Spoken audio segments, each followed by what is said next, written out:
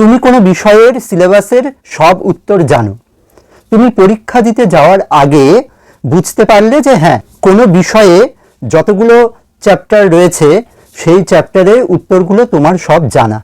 তুমি পরীক্ষা দিতে যাওয়ার আগে একটা মানসিক প্রস্তুতি নিলে যে এই উত্তরগুলো আমার সব জানা, যেখান থেকেই প্রশ্ন আসুক না কেন আমি লিখে আসতে পারবো। তুমি পরীক্ষার হলে গেলে, যখন প্রশ্নপত্র পেলে তখন দেখলে যে ঠিকঠাক মতো গুছিয়ে লিখতে পারছো না, অথবা যে প্রশ্নের জন্য যত মার্কস রয়েছে সেই মার্কস অনুযায়ী তুমি সেই মতন উত্তর লিখতে পারছো না। তুমি এটা নিজেই উপলব্ধি করলে। যখন রেজাল্ট বের হলো তখন তুমি কি বললে যে ওই ছেলেটি বা ওই মেয়েটি তোমার থেকে কম পড়াশোনা করেছে কিন্তু ও ভালো রেজাল্ট করেছে। একটা কথা সবসময় মাথায় রাখবে, কোনো বিষয় সম্পর্কে জানা আর কোনো বিষয় সম্পর্কে ভালো লেখা, এই দুইয়ের মধ্যে কিন্তু বিস্তর পার্থক্য রয়েছে। এমন ঘটনা অনেকের ক্ষেত্রেই ঘটে থাকে। আজকের এই ভিডিওতে আমি স্টেপ বাই স্টেপ কিছু কথা বলবো। যাদের এই ধরনের সমস্যাগুলো হয় তারা আজকের এই ভিডিওটি দেখার পর থেকে এই বিষয়গুলো যদি তোমরা অনুসরণ করো তাহলে দেখবে তোমাদের এই সমস্যাটা আর হবে না। তোমরা পরীক্ষার হলে ভালোভাবে উত্তর লিখতে পারবে আর সুন্দরভাবে গুছিয়ে লিখতে পারবে। প্রথমেই যে কথা বলবো যে কোশ্চেন অ্যানালাইসিস সম্পর্কে। দেখো, কোশ্চেন অ্যানালাইসিস বা প্রশ্নপত্র বিশ্লেষণ, পরীক্ষায় প্রশ্নপত্র পাওয়ার পরেই কেউ কেউ আছো যে লেখা শুরু করে দাও, যেই বেল পড়লো তখনই তোমরা লেখা শুরু করে দাও। কিন্তু এই লেখা শুরুর আগে একটা কাজ আছে খুব গুরুত্বপূর্ণ, সেটা হচ্ছে প্রশ্নপত্র ভালোভাবে পড়া। বোর্ডের এক্সামের সময় তোমরা প্রশ্নপত্র পড়ার সময় পাও। তোমার প্রথম কাজ প্রত্যেকটা প্রশ্ন ভালোভাবে পড়া। ভালোভাবে পড়ে ওখানেই তোমাকে মনে মনে উত্তরটা সাজিয়ে নিতে হবে যে এই প্রশ্নের উত্তর এমনভাবে লিখব বা এই জায়গা থেকে এই অংশ থেকে এর উত্তরটা লিখতে হবে আমার। এইভাবে যখনই তোমরা প্রশ্নপত্র পাবে সেই প্রত্যেকটা প্রশ্ন দেখে দেখে তোমরা মনের মধ্যে খুব সংক্ষেপে সেই উত্তরটা সাজিয়ে নেবে। দেখবে তোমাদের উত্তর লেখার প্রায় 70% কাজ সেখানেই কমপ্লিট হয়ে গেছে। তুমি যে মনের মধ্যে উত্তরটাকে গুছিয়ে নিলে, এখানেই দেখবে তোমার উত্তর লেখার কাজটা অনেকটা হয়ে গেল। অনেকেই এই কথাটা শুনে ভাববে যে প্রত্যেকটা উত্তর যদি আমি ধরে ধরে সাজাতে চাই মনে মনে তাহলে তো অনেকটা সময় লাগবে। না, অনেকটা সময় লাগবে না। তুমি উত্তর দেখেই ওখানেই মনে মনে ভাববে যে এর উত্তর এখান থেকে বা গল্প বা কবিতার এই অংশ থেকে এমনভাবে আমি লিখব। সেক্ষেত্রে হয়তো তোমার একটা বড় প্রশ্নের ক্ষেত্রে 10 সেকেন্ড বা 15 সেকেন্ড বা 20 সেকেন্ড সময় লাগতে পারে। এইভাবে তোমরা প্রথমেই প্রশ্নপত্র অ্যানালাইসিস করবে, প্রশ্ন বিশ্লেষণ করে নেবে।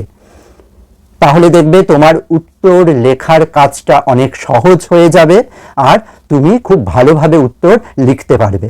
অনেক সময় এমন হয় যে যখনই লেখার জন্য ঘন্টা পড়ে যায় তখনই তোমরা সম্পূর্ণ প্রশ্নপত্র না পড়ে লেখা শুরু করে দাও। এটা করবে না। উত্তর লেখার জন্য বেল পড়ে গেলেও আরো 5 মিনিট লাগুক, কিন্তু তোমরা অবশ্যই এই ম্যাপিংয়ের কাজটা করবে। কিভাবে আমি এই প্রশ্নের উত্তরটা সাজাবো, উত্তরপত্রে আমি কোন অংশ থেকে এই প্রশ্নের উত্তরটা লিখব, সেটা তোমরা অবশ্যই প্রশ্নপত্র পাওয়ার পরেই এই কাজটা করে নেবে। আর অবশ্যই একটা প্রশ্ন 2-3 বার পড়বে। প্রশ্ন বোঝাটা কিন্তু খুব জরুরি। তুমি যদি প্রশ্ন ভুল বোঝো তাহলে তোমার উত্তরটাও ভুল হয়ে যাবে। সেই জন্য প্রশ্নপত্র পাওয়ার পরে 2 থেকে 3 বার অন্তত প্রশ্নটা পড়বে, পড়ে ভালোভাবে বুঝবে যে আমাকে এই প্রশ্নপত্রে কি জিজ্ঞাসা করা হয়েছে বা আমার কাছ থেকে কোন উত্তর চাওয়া হয়েছে বা এর জন্য কতটুকু লিখতে হবে। এরপর যে কথা বলবো সেটা হলো প্রেজেন্টেশন স্কিল। দেখো, সুন্দর কোনো জিনিস সবারই ভালো লাগে। তোমার খাতা যদি সুন্দরভাবে পরিষ্কার পরিচ্ছন্ন হয় তাহলে যিনি খাতা দেখবেন তার তোমার প্রতি কিন্তু একটা ভালো ইমপ্রেশন তৈরি হয়ে যাবে। সুন্দরভাবে খাতা সাজানোর কাজটা কেমন ভাবে করতে হবে? তোমার হাতের লেখা হবে পরিষ্কার আর পরিচ্ছন্ন। দেখো, সব সময় সবার হাতের লেখা যে একদম উজ্জ্বল ঝকঝকে, হ্যাঁ, একদম গোটা গোটা অক্ষরে সুন্দরভাবে বর্ণগুলো সাজানো থাকে, এমন কিন্তু নয়। আমি যে কথা বলতে চাইছি, তোমার লেখা যেন বোঝা যায়। তুমি যে বর্ণগুলো লিখছো, যে শব্দগুলো লিখছো, সেগুলো যেন বোঝা যায়। যিনি খাতা দেখবেন তাকে যেন ভাবতে না হয় যে এটা তুমি দন্তন্য লিখেছো নাকি দন্তস্ব লিখেছো নাকি ম লিখেছো, এটা যেন তাকে ভাবতে না হয়। সেই জন্য হাতের লেখা পরিষ্কার পরিচ্ছন্ন হতে হবে। আর হাতের লেখা যখন লিখবে তখন যেন সোজা হয় লেখাটা, এমন যেন না হয় যেন লেখাটা আস্তে আস্তে জলপ্রপাতের মতন কোনো খাদের মধ্যে পড়ে যাচ্ছে, হ্যাঁ, বা লিখতে লিখতে মাউন্ট এভারেস্টের ওপরে চলে যাচ্ছে, এমন যেন না হয়। লেখাটা হবে একদম সোজাভাবে। হ্যাঁ, এই জন্যে অবশ্যই তুমি যখন বাড়িতে খাতায় উত্তর প্র্যাকটিস করবে লেখার সময়, তখন এই বিষয়গুলো কিন্তু অবশ্যই মাথায় রাখবে। এরপর বলি মার্জিন রেখে লেখা। হ্যাঁ, অনেকেই খাতা চারপাশে ভাঁজ করে নাও, হ্যাঁ, আবার অনেকেই মার্জিন টানো। তবে আমি বলবো যে তোমরা পরীক্ষায় উত্তরপত্র পাওয়ার পরে বেশ খানিকটা সময় পাও, হ্যাঁ, সেই সময় তোমরা পেন্সিল দিয়ে মার্জিন টেনে নেবে, ঠিক আছে? এবার মার্জিনের প্রসঙ্গে একটা কথা বলি। অনেকে আছো যে বাঁ দিকে অনেকখানি জায়গা জুড়ে মার্জিন টানো, ডান দিকে অনেকখানি জায়গা জুড়ে মার্জিন টানো, হ্যাঁ, ওপরেও ছেড়ে দাও, নিচেও অনেকখানি ছেড়ে দাও, হ্যাঁ, আর মাঝখানে ছোট্ট একটা লেখার জায়গা থাকে। মানে এই ধরনের খাতা দেখে মনে হয় যে তোমার প্রশ্নপত্রে হয়তো চাওয়া হয়েছে যে তুমি কত বড় মার্জিন রাখতে পারো, মার্জিনে কত বড় জায়গা রাখতে পারো, হ্যাঁ, এটা যেন চাওয়া হয়েছে। এটা একদমই করবে না। মাঝখানে কবিতার মতন সরু জায়গা রেখে সেখানে উত্তর লিখছো, এটা যেন না হয়। হ্যাঁ, মোটামুটি যেভাবে আমাদের খাতাতে মার্জিন থাকে সেইভাবে তুমি বাঁদিকে মার্জিন রাখলে, যেখানে তুমি প্রশ্নপত্রের নম্বর দেবে, হ্যাঁ, সেরকম যতটুকু দরকার ততটুকুই তুমি মার্জিন রাখবে। আর ডান পাশে তুমি খুব অল্প জায়গা রেখে তুমি মার্জিনটা দাও। হ্যাঁ, খুব বেশি মার্জিন, খুব বেশি জায়গা তুমি সেখানে রাখবে না বা রাখার দরকার নেই। অন্তত তোমার মাঝখানে লেখার জায়গাটা যেন যথেষ্ট থাকে, এটা কিন্তু মাথায় রাখবে। যখনই যিনি খাতা দেখছেন তিনি যখনই দেখবেন যে মাঝখানে তুমি সেই কবিতা লেখার মতন ছোট্ট একটু জায়গা রেখেছো আর দুপাশে মার্জিনের জন্য অনেকখানি করে জায়গা রেখে দিয়েছো, তখনই কিন্তু তোমার প্রতি একটা ব্যাড ইমপ্রেশন তৈরি হবে তার। সেই জন্যে যখন তুমি খাতাতে লিখছো, এই প্রেজেন্টেশন কিন্তু খুব জরুরি। এরপরে বলি পয়েন্ট ওয়াইজ রাইটিং।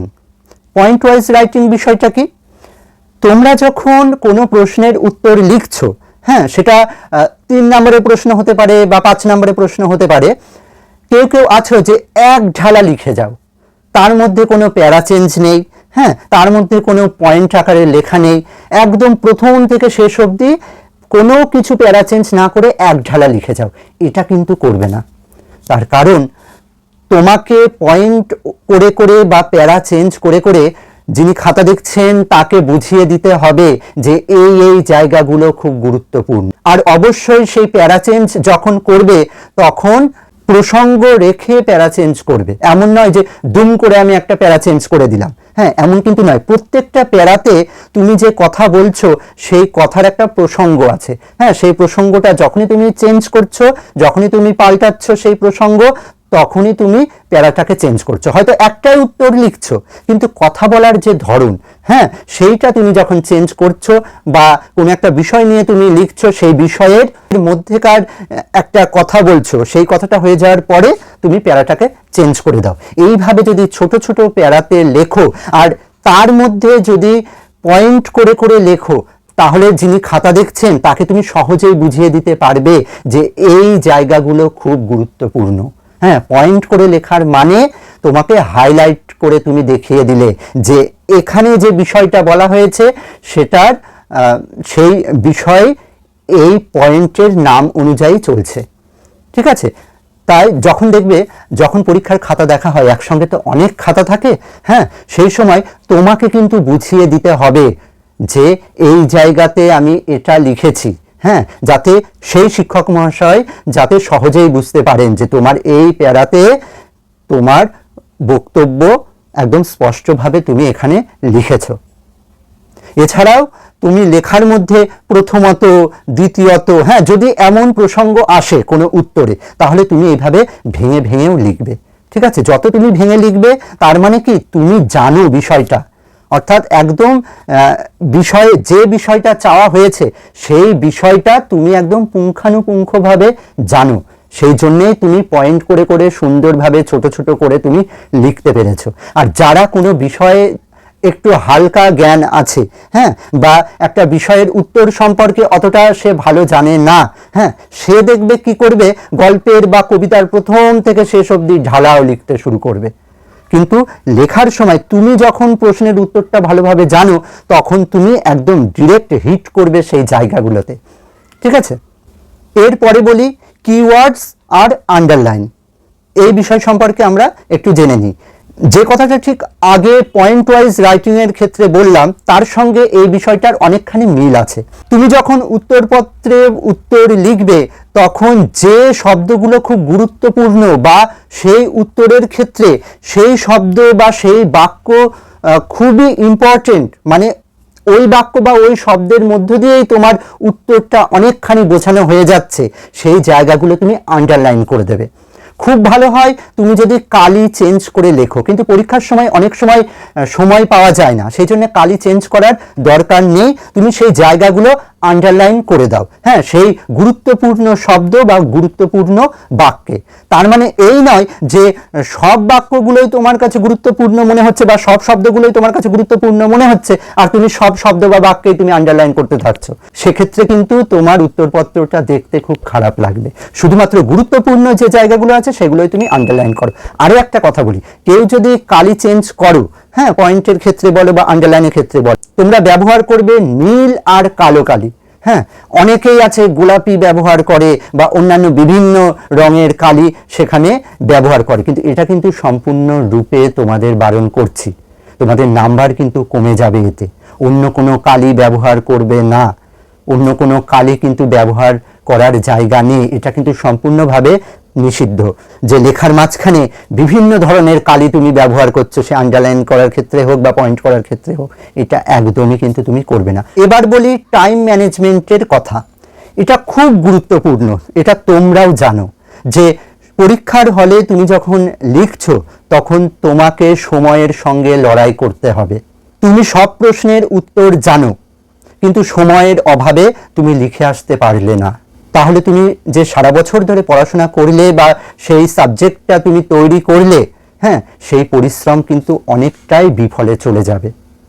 সেই জন্য বলছি, বাড়িতে সময় ধরে ধরে লেখা অভ্যেস করবে, আর পরীক্ষার হলে গিয়ে যে প্রশ্নের যত মান রয়েছে, অর্থাৎ কোনো প্রশ্নের মার্কস যদি 3 থাকে, 3-এর জন্য তুমি 6 মিনিট সময় নাও, অর্থাৎ যে প্রশ্নের যত মার্কস রয়েছে তার দ্বিগুণ সময় তুমি ব্যবহার করো, তার মধ্যেই কিন্তু তোমাকে শেষ করতে হবে, এটা টার্গেট রাখবে। খুব ভালো হয় 3 নম্বর কোনো প্রশ্ন তুমি 5 মিনিটে শেষ করবে, এটা তুমি টার্গেট রাখো। 6 নম্বরের কোনো বা 5 নম্বরের কোনো প্রশ্ন তুমি 10 মিনিটের মধ্যে তোমাকে শেষ করতেই হবে, এটা তুমি টার্গেট রাখো।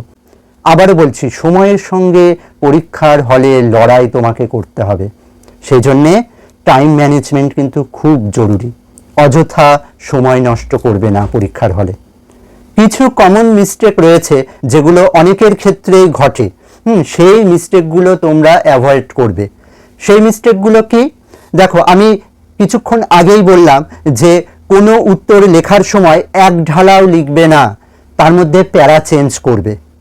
আর উত্তর লেখার সময় প্রসঙ্গ থেকে বাইরে বেরিয়ে যাবে না, যে প্রসঙ্গে তুমি উত্তর লিখছো সেই প্রসঙ্গের মধ্যেই তুমি থাকবে, অতিরিক্ত বাইরে থেকে কোনো অপ্রাসঙ্গিক কিছু কখনোই লিখবে না।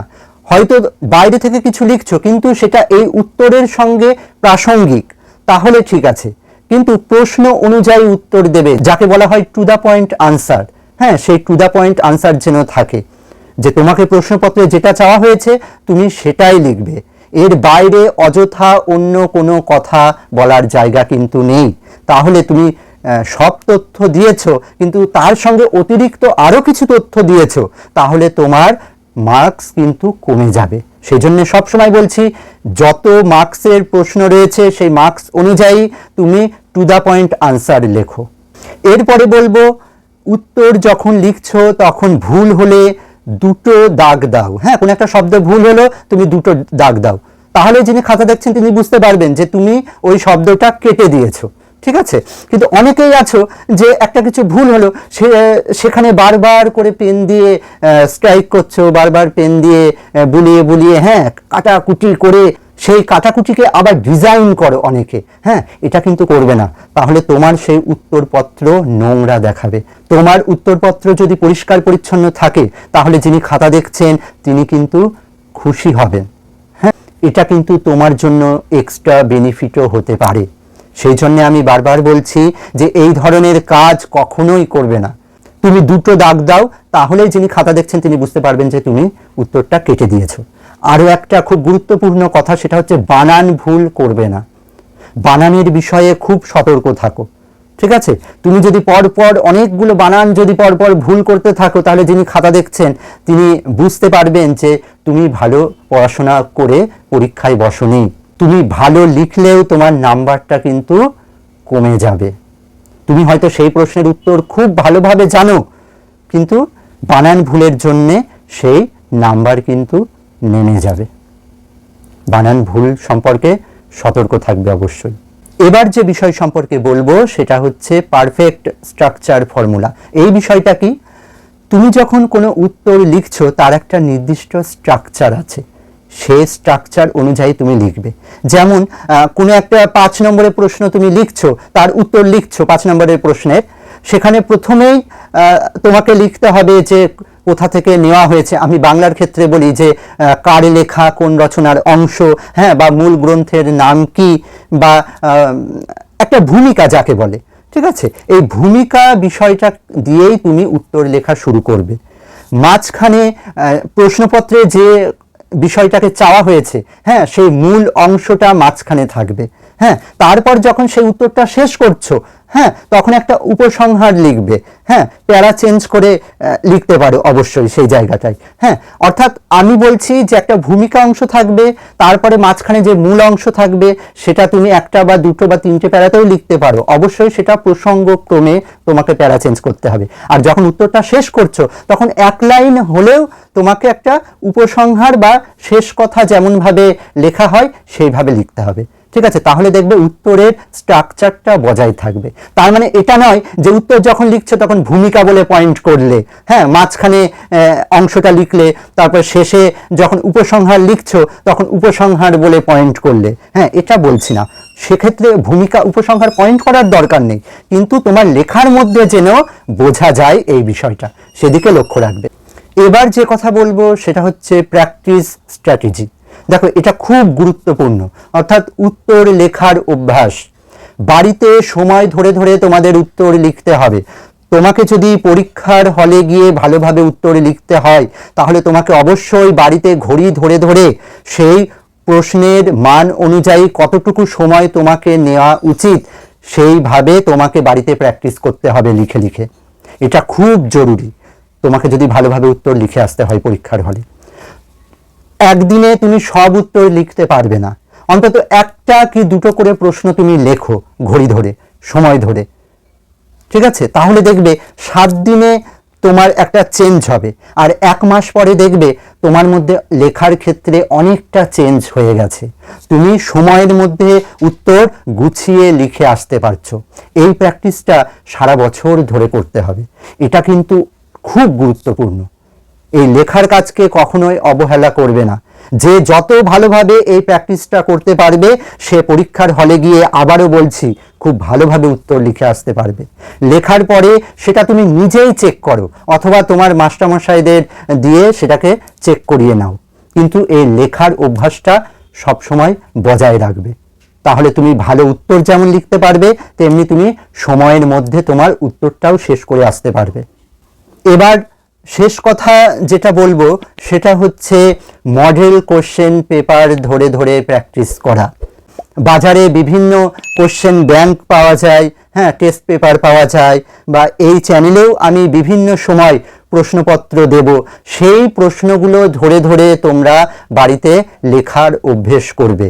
আর যারা বোর্ডের এক্সাম দেবে তারা বিগত বছরের যে প্রশ্নগুলো রয়েছে সেই বিগত বছরের প্রশ্নগুলো নিয়ে উত্তর লেখা প্র্যাকটিস করো।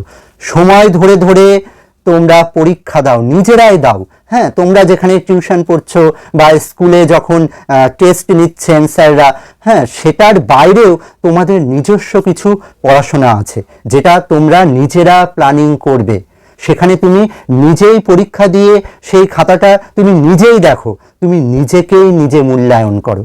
তাহলে দেখবে তোমার যে ভুলগুলো হচ্ছে সেটা খুব দ্রুত সংশোধন হয়ে যাচ্ছে। অথবা সেই খাতাটা তুমি তোমার শিক্ষক মহাশয়দের কাছ থেকেও দেখিয়ে নিতে পারো। শেষে একটা কথাই বলবো, যে কথাটা প্রথম দিকেই বলেছিলাম, যে জানা আর ভালোভাবে লিখে আসতে পারা, এই দুইয়ের মধ্যে কিন্তু অনেকখানি পার্থক্য আছে। যে বিষয়গুলো বললাম সেই বিষয়গুলো তোমরা সারা বছর ধরে অভ্যাস করো, দেখবে পরীক্ষার হলে গিয়ে তুমি সময়ের মধ্যে খুব ভালোভাবে গুছিয়ে তোমার উত্তরগুলো লিখে আসতে পারছো। যারা এখনো এই চ্যানেলটিকে সাবস্ক্রাইব করনি তারা চ্যানেলটিকে সাবস্ক্রাইব করে দিয়ে পাশে থাকা বেল আইকনটি অল করে দিও।